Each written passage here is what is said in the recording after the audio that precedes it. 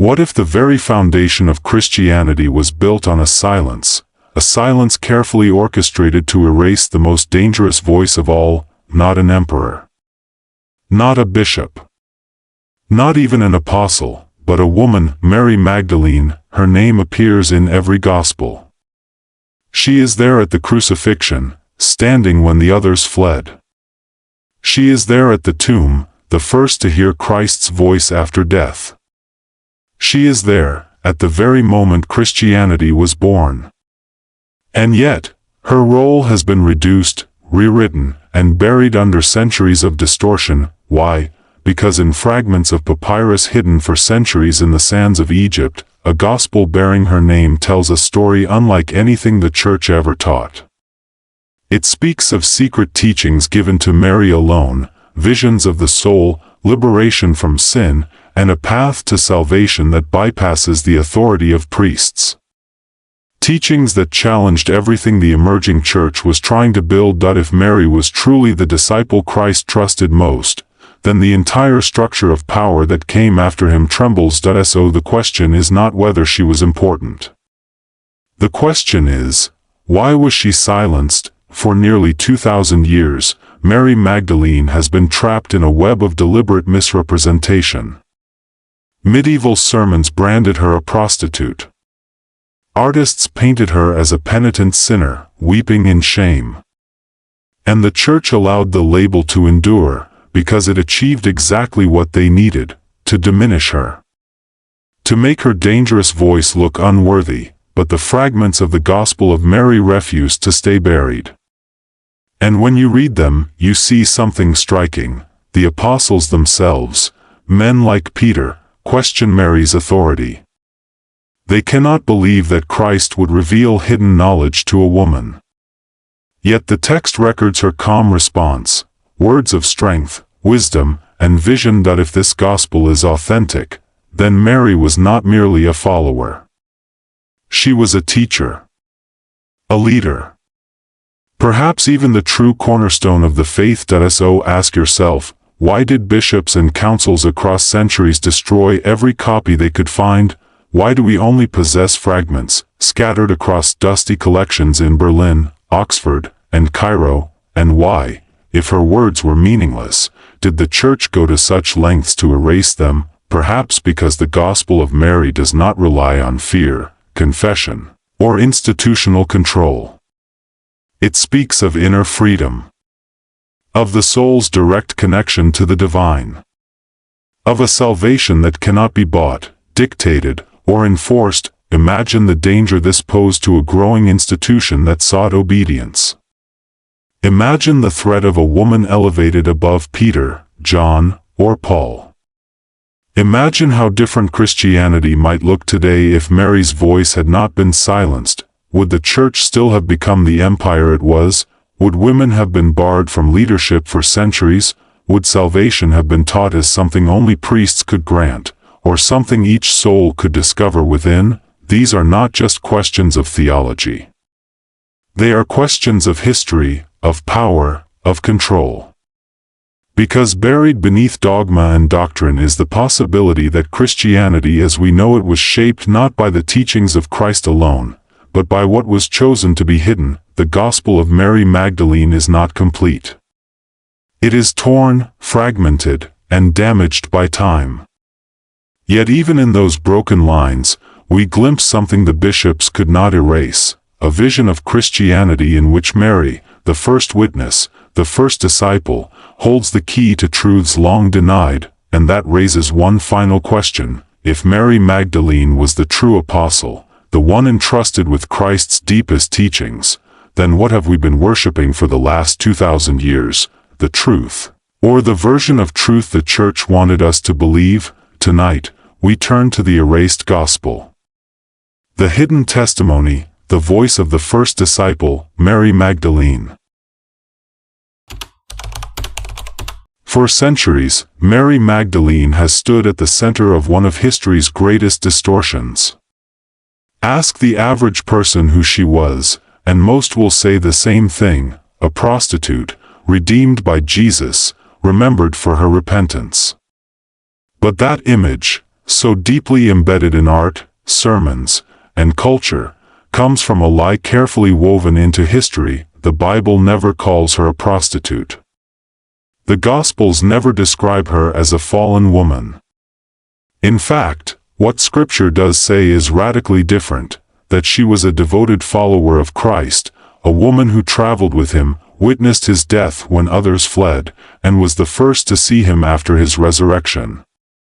She was, in every sense, central to the story. So how did she become synonymous with sin?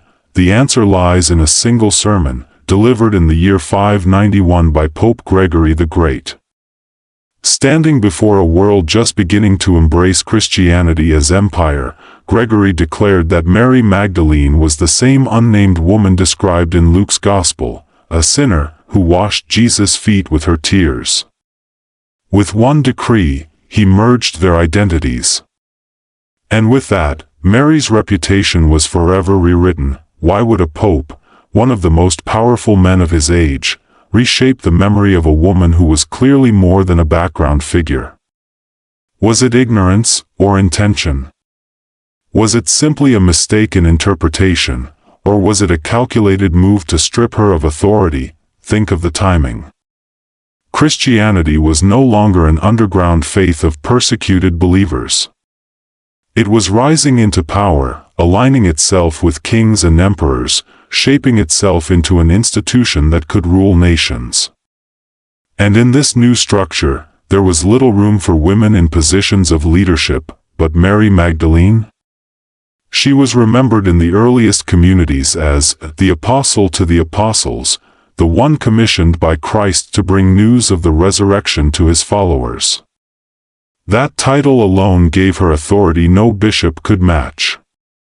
And authority, in the hands of a woman, was unacceptable. So they reshaped her story. They took the figure of a leader and turned her into the image of weakness.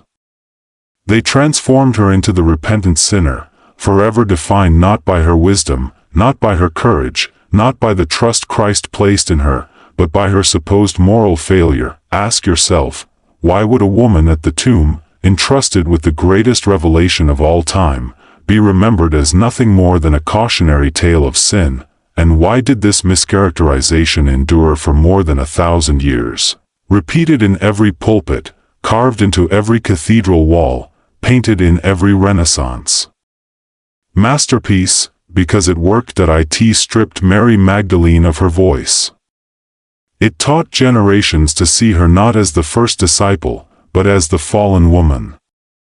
And by branding her as a prostitute, the Church ensured that her true role, whatever it might have been, would never threaten the hierarchy being built by men. But here is the irony: distortion cannot erase the truth completely.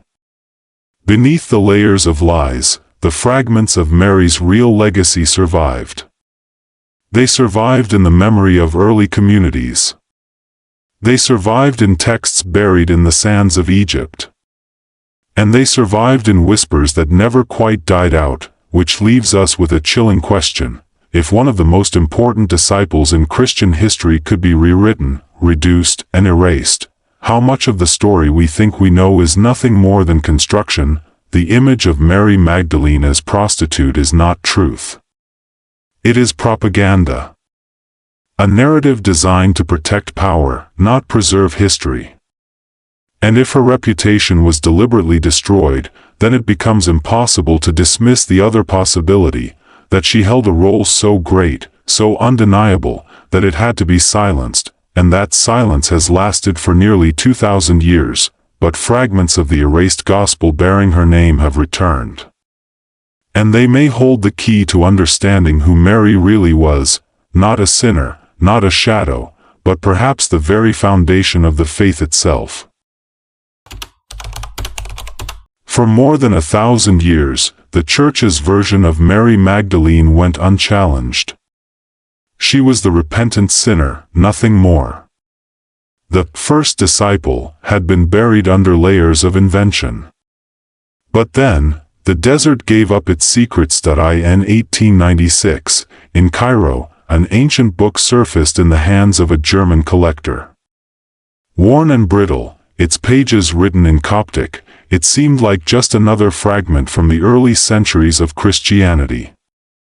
But inside this fragile codex was something no one expected, a gospel attributed to Mary. A gospel that had survived against all odds, yet when scholars began to study it, they realized something unsettling: large sections were missing.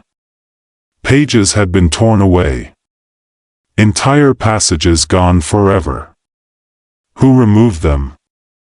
And why did they want this story incomplete? What remained, however, was enough to shake the foundations of history. This gospel did not begin with Christ's birth, his miracles, or his crucifixion. Instead, it opened in the middle of a conversation between Jesus and his disciples after the resurrection. Here, Christ reveals teachings that sound radically different from the ones that would shape the institutional church. He speaks of the soul's ascent, of liberation from the chains of matter, of a freedom that comes not through obedience to rulers, but through inner knowledge. And who receives these revelations? Not Peter. Not John. Not even Paul. Mary. The text records a moment of tension that feels almost alive even today. The male disciples question her. They doubt her. Peter himself asks, did he really speak privately with a woman, and not openly to us? Are we to turn and all listen to her? Did he prefer her to us? That question, preserved in ink more than 1,800 years old, rings like an echo through time.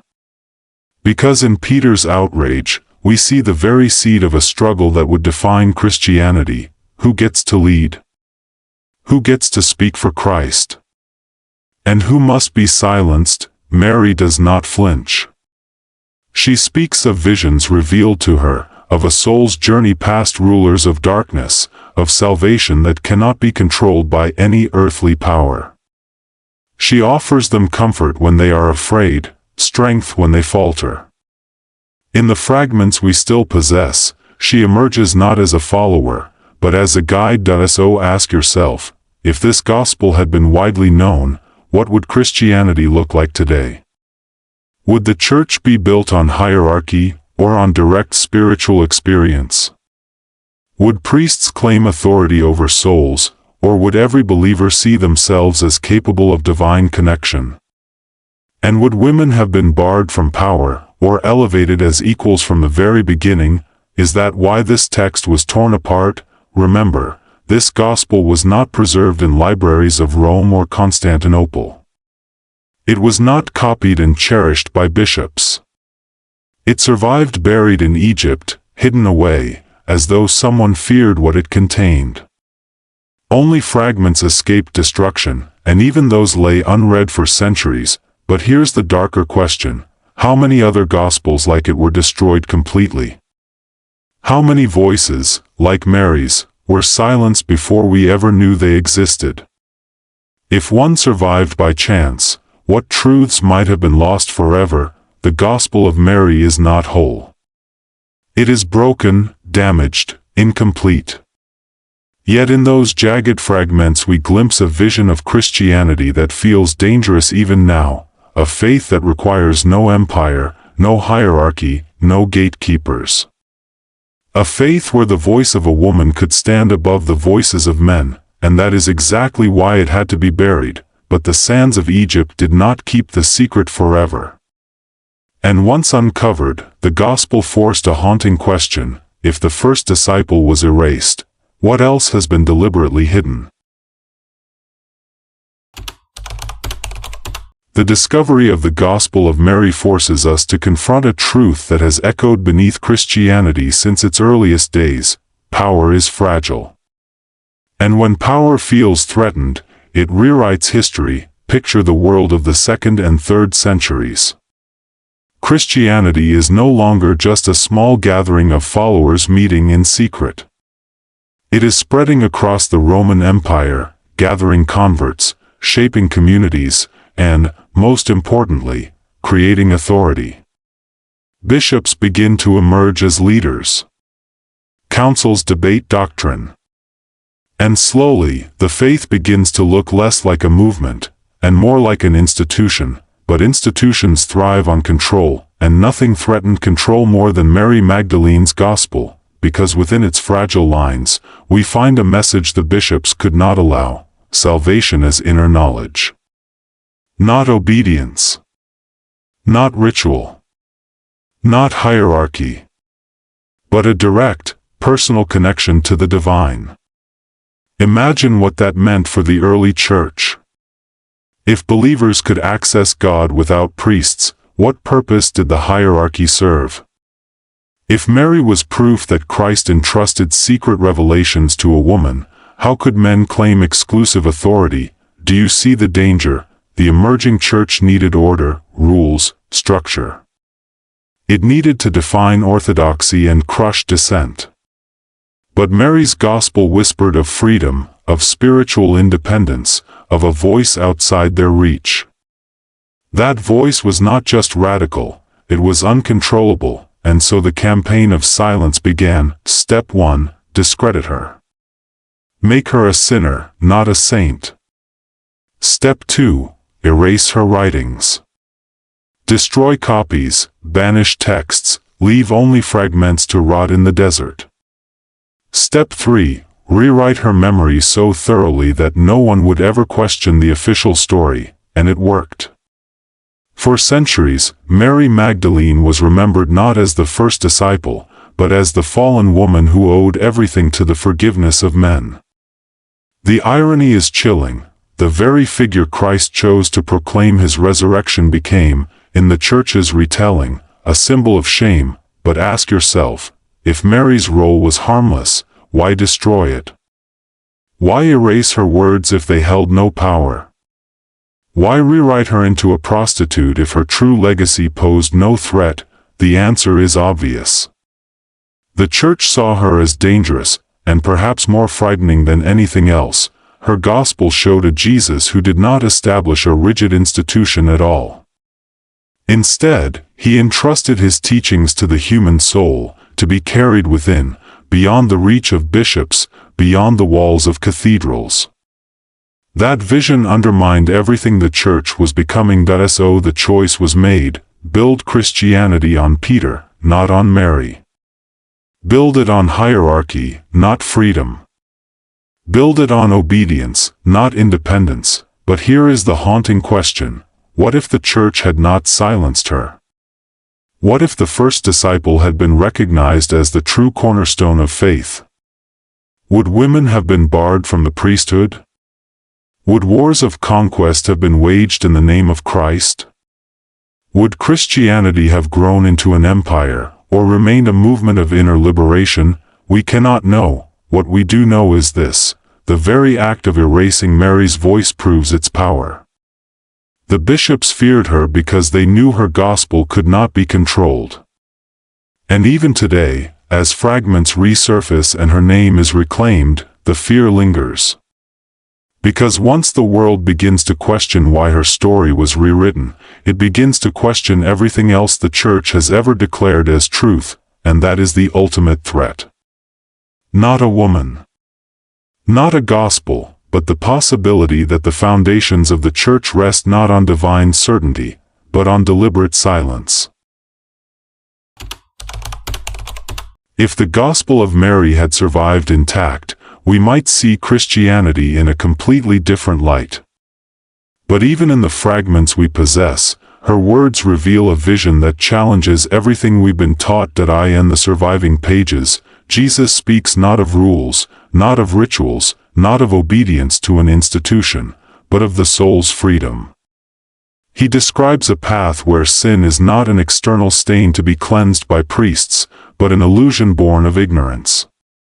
Salvation, he tells them, is not granted by bishops or councils.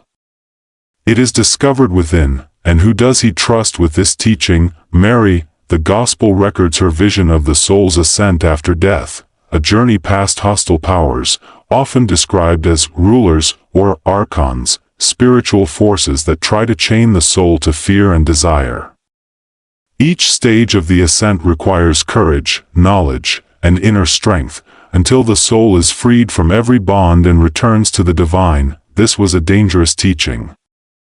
because it suggested that salvation was not about obedience to a church, but liberation from every chain, political, spiritual, even institutional. But there is something even more unsettling.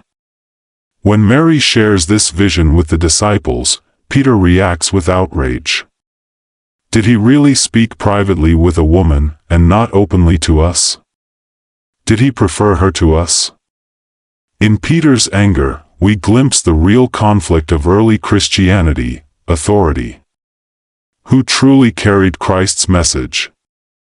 Was it Peter, the rock upon which the church would be built? Or was it Mary, the woman entrusted with visions the others never received? If the answer was Mary, then the very structure of Christianity crumbles.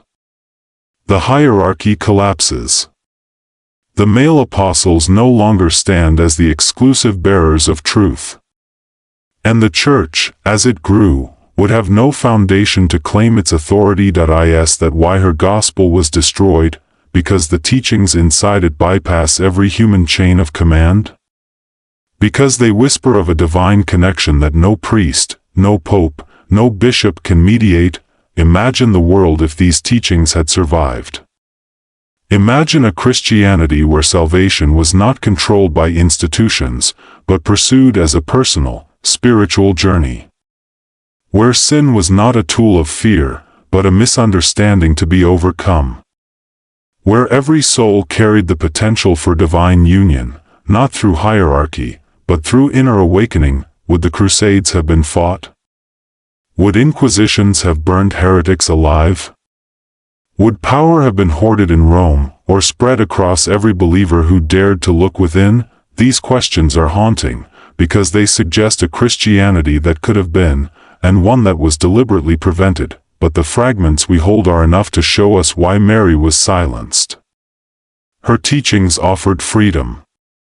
And freedom is always the enemy of control. So ask yourself, if Christ truly gave his deepest teachings to Mary, what does that mean about the religion built in his name? Were we given Christianity, or were we given the version that could be controlled? And most of all, what else has been erased? If Mary Magdalene truly carried the teachings of Christ, and if her gospel was once read among the earliest believers, then we must ask the most chilling question of all: how did it disappear? The answer is not accidental loss. It is deliberate erasure. In the early centuries of Christianity, dozens of gospels existed. Communities across the Mediterranean told their stories of Christ, some familiar, others strange, many carrying echoes of voices now silenced. The Gospel of Thomas, the Gospel of Philip, the Gospel of Judas, and, among them, the Gospel of Mary. These texts reveal a faith alive with debate, visions, and diversity, but by the 4th century, everything changed. The Roman Emperor Constantine embraced Christianity. The faith of the persecuted became the faith of the empire. And empires do not thrive on diversity. They thrive on uniformity. So bishops gathered to decide which gospels would be declared sacred, and which would be destroyed. The canon was sealed. 4 Gospels, Matthew, Mark, Luke, and John, were declared legitimate. All others were labeled heresy. And what happens to heresy in the hands of empire? It is burned. Libraries were purged. Scrolls were destroyed.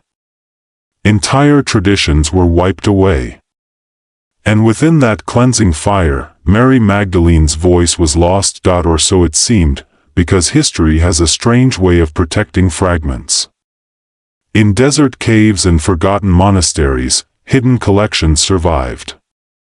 The sands of Egypt became vaults of memory, preserving what empires tried to erase. When the Gospel of Mary resurfaced in the 19th century, it was not whole. Pages had been torn, sections ripped out. But even in pieces, it defied centuries of silence, and here lies the question: who tore those pages out?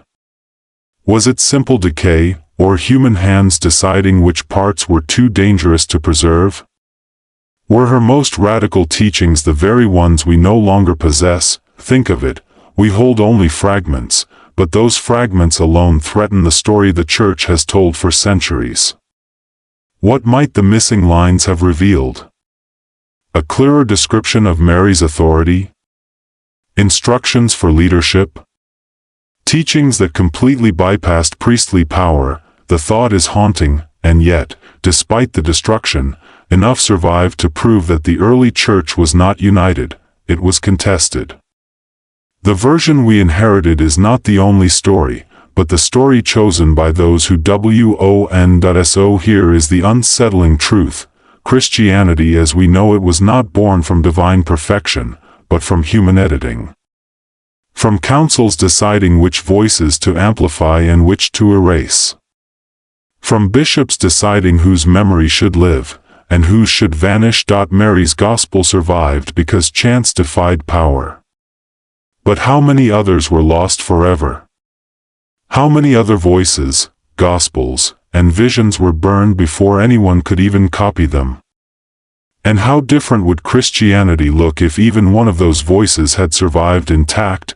The Church built its power not only on what it preserved, but on what it destroyed. And the survival of Mary's fragments is a crack in the wall of silence they tried to build.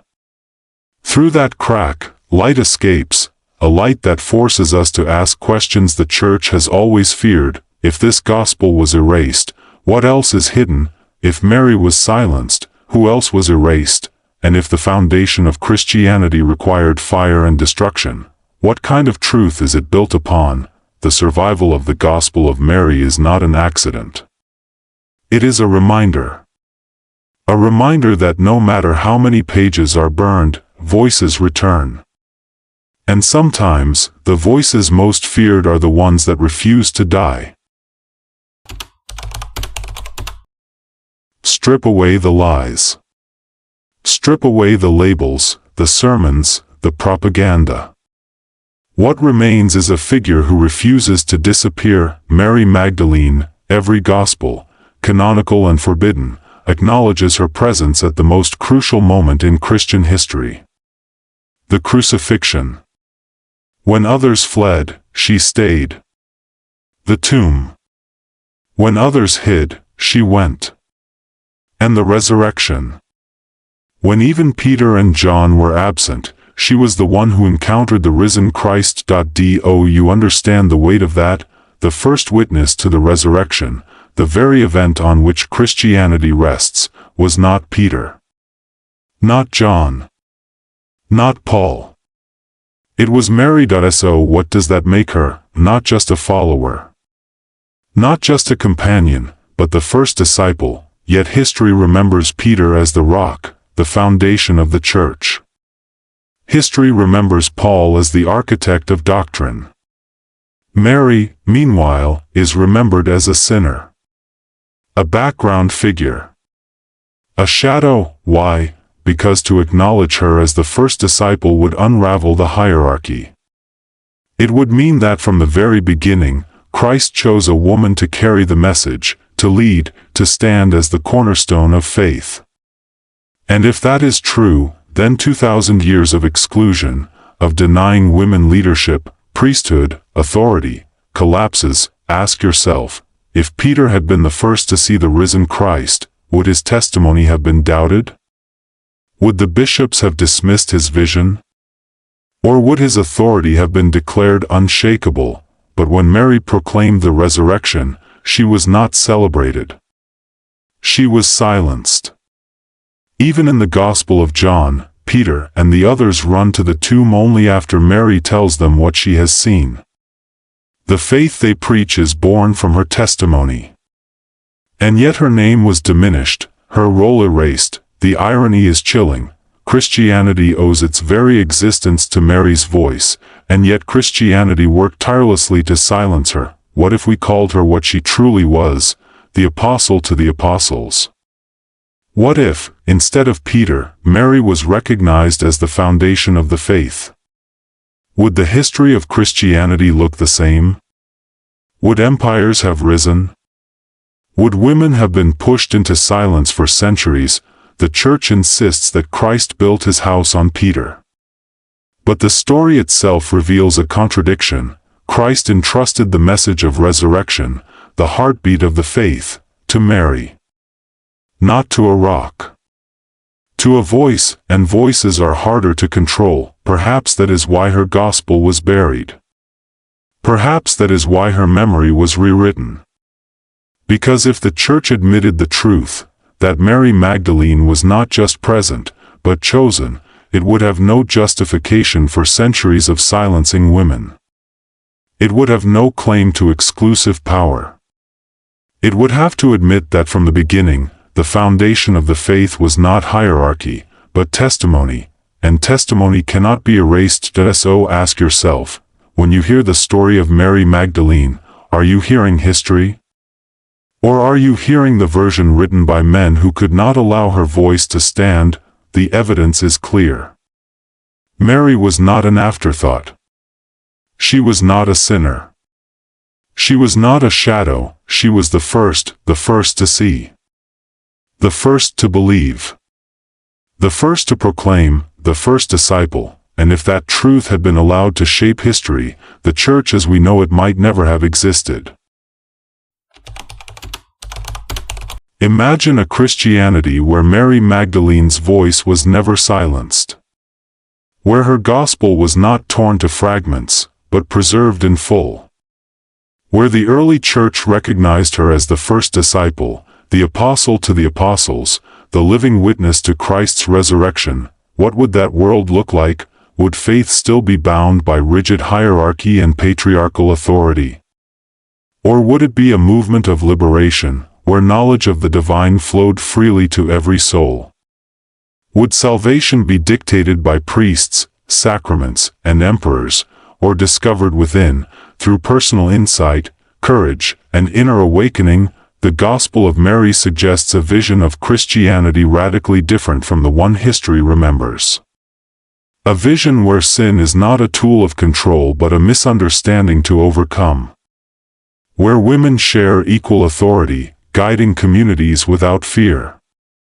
Where power is not hoarded, but shared. Where the soul, not the institution, is the ultimate arbiter of truth. Ask yourself, if this vision had endured, would the Church have built empires through conquest and coercion? Would inquisitions, crusades, and wars have defined its history? Or would the faith have remained closer to its original mission, one of spiritual awakening, freedom, and equality? The danger of Mary's gospel lies precisely in its freedom. It removes intermediaries. It bypasses every human hierarchy. It challenges the notion that salvation must be controlled. And in doing so, it gives every believer a voice, the same voice Mary herself possessed. History offers a terrifying proof of the power of this message. The Church fought tooth and nail to erase her. Councils labeled her teachings heresy. Libraries purged her words.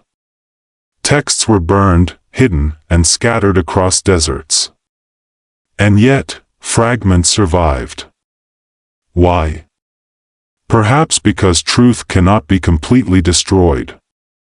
Perhaps because the story of Mary Magdalene was too vital, too potent, to vanish entirely, and this raises the haunting question, how different would faith, society, and power have been if her teachings had prevailed? If the early Church had embraced her authority rather than suppressing it? If women had been recognized as leaders, teachers, and bearers of the divine message from the very beginning? We will never know for certain.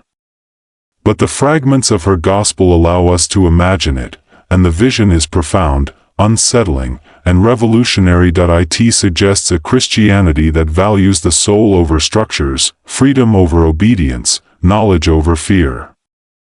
A Christianity where Mary Magdalene, not Peter, might have set the foundation for how believers understand salvation, and that is why her voice was silenced.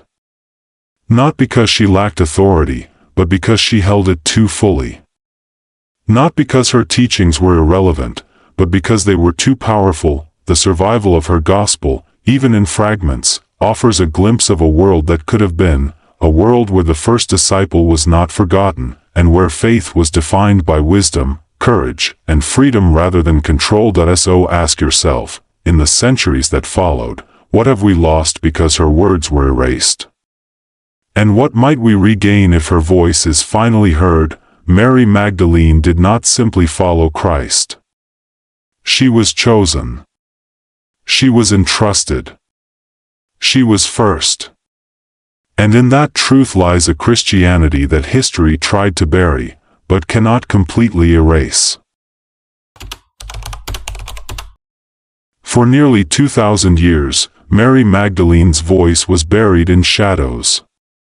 Silenced, distorted, erased from the story of Christianity itself. But just as she was the first witness to the resurrection, her story, too, refuses to remain dead. In the sands of Egypt, hidden in forgotten monasteries, fragile fragments of her gospel survived. Papyrus worn by time, ink faded, yet the words carried a spark of revelation, a spark that threatened the authority of every man who had tried to bury her. When these fragments emerged in the late 19th and early 20th centuries, historians, scholars, and the curious alike began to hear echoes of a truth that had been forbidden for centuries, and yet, even in these surviving pieces, there is a haunting absence. Pages ripped out, lines destroyed. What did they contain? Dangerous teachings? Radical authority? Instructions that could overturn 2,000 years of doctrine? The questions themselves are unsettling. Whoever removed them clearly understood their power, and feared it. The fragments that remain show Mary not as a follower, but as a guide. She challenges Peter, questions the other apostles, and conveys teachings of the soul that bypass priests, bishops, and kings. She reveals a path to salvation that is personal, direct, and beyond the control of any institution. Ask yourself, if the first disciple was a woman entrusted with Christ's deepest secrets, why was she silenced? Why did it take centuries for even fragments of her voice to resurface?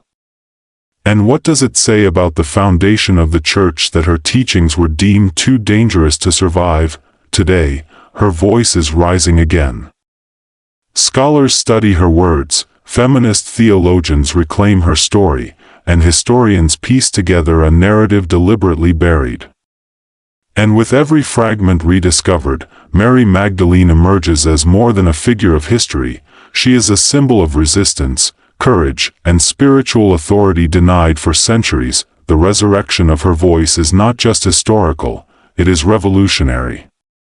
It challenges everything we have been taught, about faith, about power, and about who holds the authority to speak for God. Every line of her surviving gospel is a reminder that the truth cannot be entirely silenced, and the haunting question remains, what other voices were erased alongside hers? What other revelations were lost to fear, control, and power? If Mary, chosen by Christ himself, could be buried beneath centuries of lies, what else has history hidden from us? Yet, even in fragments, her authority is undeniable. Courage, wisdom, and insight shine through her words. She guides, she teaches, she commands attention. She stands as a living testament to a Christianity that could have been one of freedom, equality, and personal revelation, rather than hierarchy and control. Her voice rises once more, fragile yet unstoppable. The first disciple refuses to stay silent. And as history begins to listen, we are forced to confront a truth long denied, that the Gospel of Mary Magdalene was never meant to be forgotten, and that power feared her voice because it could never control it. Power fears the truth. Always. And nowhere is that more evident than in the Church's suppression of Mary Magdalene's Gospel. To understand why, we must step into the world of early Christianity, a world of debate, visions, and competing claims about who could speak for Christ. The Gospel of Mary was not just another text. It was a blueprint for a radical faith. A faith that bypassed priests, councils, and bishops. A faith that taught the soul could commune directly with the divine, free from human intermediaries. It challenged authority at its very core. Imagine the scene: the early church consolidating power, bishops asserting dominance over communities, councils determining orthodoxy. Then comes a text that says salvation is not granted by the institution, it is claimed by the individual, guided by inner knowledge. And the messenger? Mary Magdalene. A woman. The first witness to the resurrection.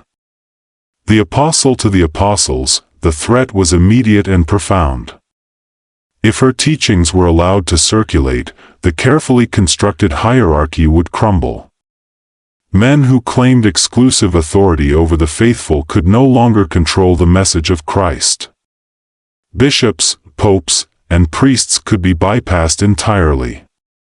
A single woman, empowered by Christ's trust, undermined centuries of patriarchal control, and so the Church acted decisively. Her writings were labeled heretical. Her memory was rewritten. Entire Gospels were destroyed. Libraries purged. Pages ripped, texts burned, her voice relegated to whispers in the margins of history. It was not enough to ignore her, she had to be made invisible, but why such fear? What was in her gospel that threatened the very foundation of ecclesiastical authority? In her words, the soul is paramount. Inner knowledge, not ritual, guides salvation. Authority is earned through understanding, not inherited through ordination. The text empowers believers, rather than binds them. And at the center of this revolutionary vision stands Mary, trusted, chosen, authoritative. Imagine if her teachings had survived intact. Women would not have been barred from leadership. Faith would not have been monopolized by men. The Church as we know it, its power, its hierarchy, its control over billions, might never have existed in the same form. It was this possibility that terrified the bishops. It was not heresy they feared in doctrine alone, it was the loss of control. And so Mary Magdalene was silenced, her gospel reduced to fragments, her role redefined to protect the very institution that needed to dominate faith. Yet the irony persists. The Church's attempt to erase her only amplifies her power today. Scholars, historians, and seekers unearth fragments of her writings, piecing together a vision of Christianity that is radical, free, and equal. Each rediscovered line reminds us that the threat was real. Her gospel still resonates, centuries later, because truth that empowers cannot be destroyed entirely. So ask yourself, what else has been buried in fear of losing control? What voices, like Mary's, have been silenced to preserve power? And if one fragment of truth can unsettle 2,000 years of authority, imagine the revelations lost forever. The Church feared Mary Magdalene because her voice could not be controlled.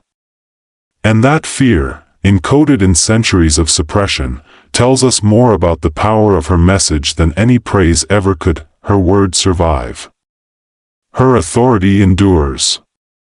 And the first disciple, silenced for centuries, remains a threat, not to faith itself, but to those who would try to claim it for themselves. 2,000 years of silence.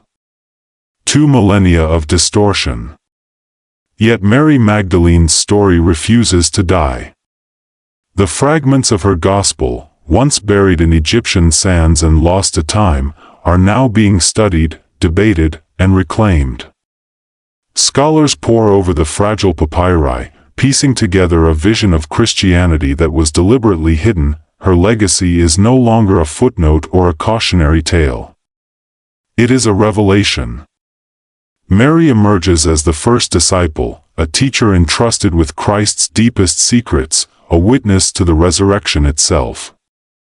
She is both revolutionary and timeless, a figure whose authority cannot be erased, even by centuries of institutional suppression. Modern scholarship uncovers startling truths. Mary's role was central, not marginal. Her teachings emphasized the freedom of the soul, the pursuit of inner knowledge, and the rejection of imposed hierarchies. They challenge doctrines that have dominated faith for centuries and invite believers to consider a Christianity built not on obedience, but on understanding. Ask yourself, what would Christianity look like today if her gospel had been preserved intact? Would women have held leadership roles from the very beginning? Would spiritual authority have been shared rather than centralized? Would faith have remained a personal journey rather than an institutionally dictated one? The implications are profound. Mary's rediscovery forces us to question the foundations of history and power. It reveals that the Church's narrative was not simply a matter of doctrine, it was a matter of control. And in that revelation, her story becomes more than historical. It becomes a warning, a challenge, and an inspiration. Her influence is growing. Books, documentaries, and academic studies explore her life, her gospel, and her teachings. Feminist theologians reclaim her voice, placing her where she always belonged, as the first disciple, the apostle to the apostles. Her story inspires a reimagining of faith, equality, and spiritual authority, showing that even centuries of silence cannot erase truth entirely, and yet, her voice remains fragmentary, incomplete.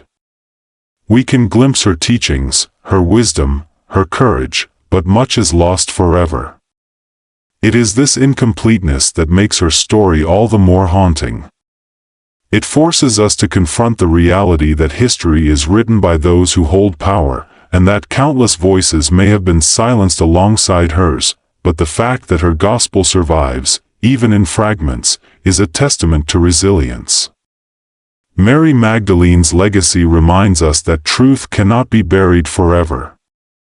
It returns, like the risen Christ she first witnessed, persistent, transformative, unstoppable. So the question remains, for believers and historians alike, will we continue to accept the sanitized version of history? Or will we listen to the first disciple, the woman chosen, the voice erased, the witness to the resurrection, and allow her story to reshape our understanding of faith, power, and truth itself? Mary Magdalene is no longer invisible. She has returned from the shadows of history, and her voice, though fractured, resonates louder than ever. The first disciple, silenced for centuries, now stands at the center of the story she was always meant to tell. Her gospel may be incomplete, but her legacy is eternal. And in that truth lies a lesson as powerful today as it was 2,000 years ago. Voices that are truly chosen cannot be silenced. Mary Magdalene's story does not end with her death, nor with the centuries of silence that followed. It is not confined to fragments buried in sand, or whispers hidden in the margins of history. Her voice refuses to die. It reverberates through time, challenging the narratives that sought to erase her, questioning the authority that silenced her, and illuminating truths that were always meant to endure. Consider the paradox: the first disciple, the witness to the resurrection, the apostle to the apostles, was nearly forgotten. Her role diminished, her teachings destroyed, her story rewritten. And yet, here she is, still commanding attention, still demanding acknowledgement. How could a voice so powerful survive centuries of deliberate suppression? Perhaps because truth has a stubborn vitality. Perhaps because some legacies are too profound to be buried. Her gospel, fragmented though it is, carries a message that defies the passage of time.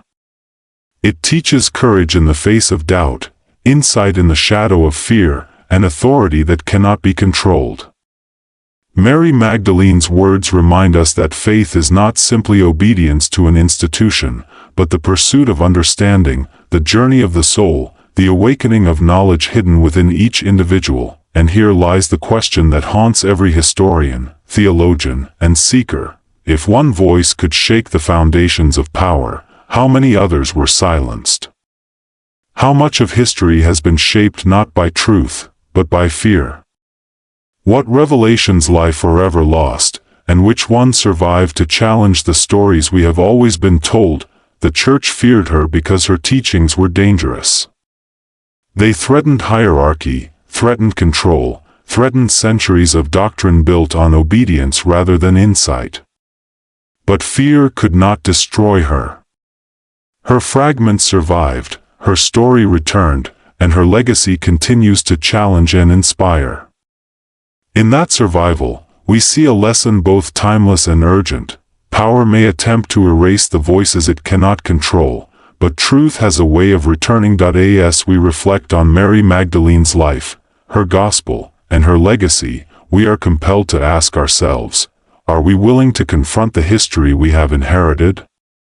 Are we willing to see beyond the narratives imposed by centuries of authority? Are we willing to recognize the first disciple, not as a shadow of Peter, but as the figure she was always meant to be, chosen, trusted, and powerful? Her resurrection was not only a moment at the tomb, it is a story reborn in every fragment recovered, every scholar who dares to question, every seeker who refuses to accept what has been handed down unchallenged. Mary Magdalene stands as proof that voices, once chosen, cannot be silenced, and as her story returns to the light, we are left with the ultimate truth. History may bend, narratives may lie, power may attempt to dominate, but some voices, the ones that matter most, refuse to remain buried. Mary Magdalene is not just history. She is a warning, a revelation, a testament to the resilience of truth. And in that realization, her voice is alive, demanding that we listen, that we question, and that we remember. The first disciple has returned, and she will not be forgotten.